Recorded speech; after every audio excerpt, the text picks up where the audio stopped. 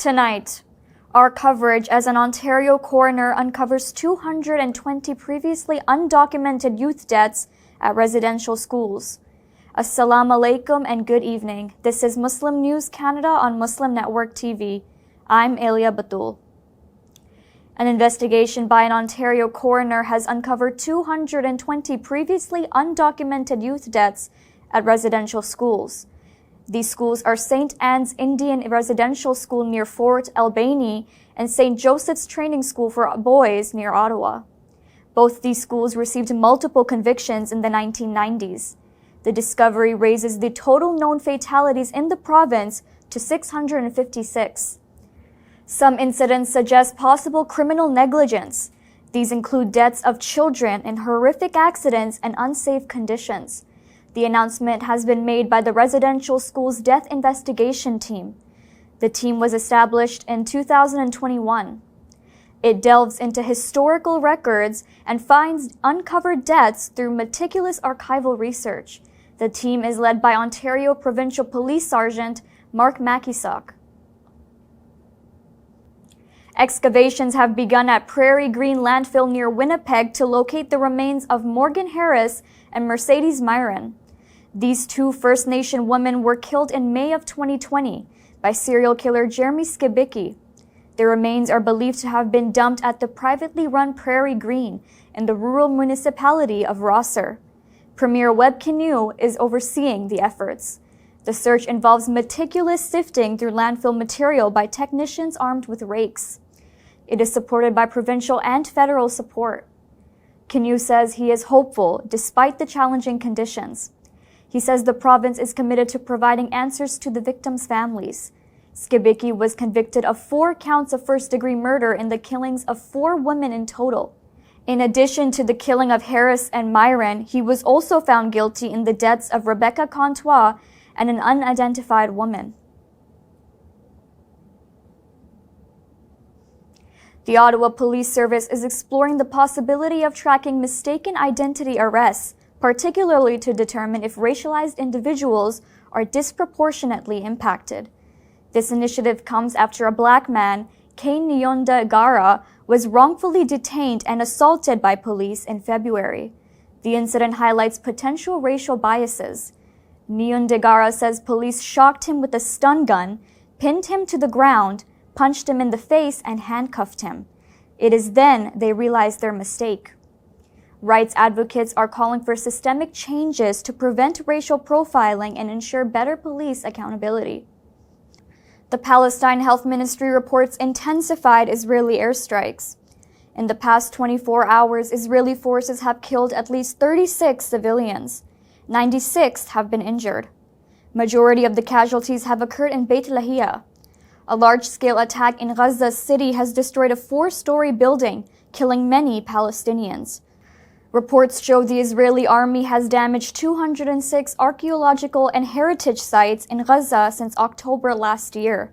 These include historically significant locations like the Great Umari Mosque, the Greek Orthodox St. Porphyrius Church, and the Byzantine Church in Jabalia.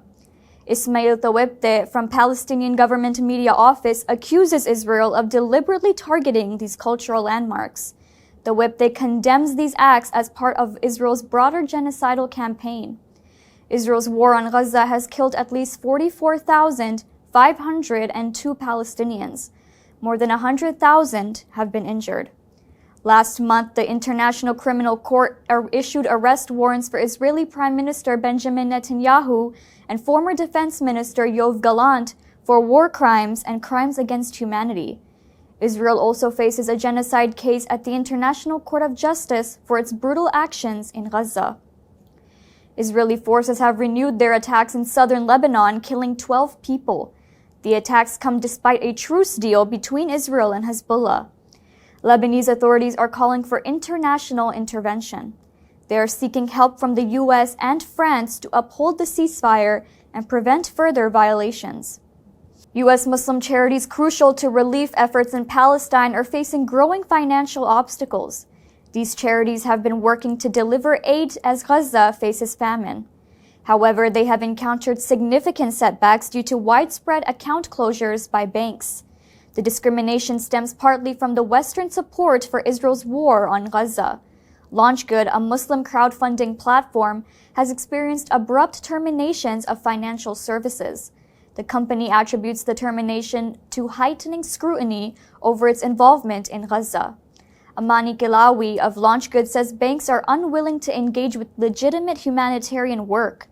Kilawi says instead they are involved in the politicization of aid. He says Muslim organizations aiding Gaza are also being targeted by the media.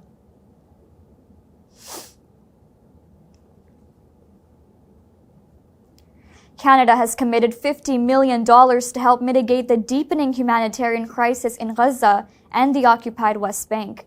Minister of International Development Ahmed Hussein says the funding aims to provide essential aid such as emergency medical services, food, water, and protection.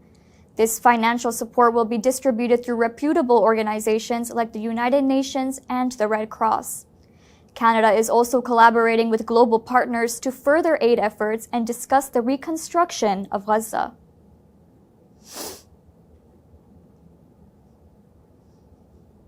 In related news, Canada has officially declared Yemen's Houthis a terrorist organization. Public Safety Minister Dominic LeBlanc says the decision aligns with international allies. LeBlanc says the designation targets the militant faction, not the Yemeni ethnic group sharing the same name. This move comes as the Houthis continue their assault on Israeli-affiliated shipping in solidarity with Palestinians. The targeting has affected critical global oil and fuel transport via the Red Sea.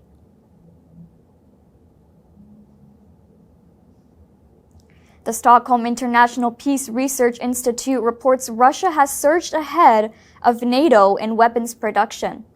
Russia's defense contractors have grown their revenues by 40%. In contrast, the revenues from top US and European firms are 2.5% and 0.2% respectively. This comes despite NATO's significant higher defense budget. NATO's spending is $1,341 billion. Experts say Russia is focused on domestic production and strategic economic adjustments have allowed it to meet wartime demands more effectively. That's all from our Toronto studios. Thank you for watching Muslim News Canada. We are a community channel dedicated to bringing you stories you can trust. Please like, share, and subscribe to our content. You can also comment to let us know what you think of our coverage. You can donate now by visiting muslimnetwork.tv/donate. For more content, keep watching Muslim Network TV. Assalamu alaikum.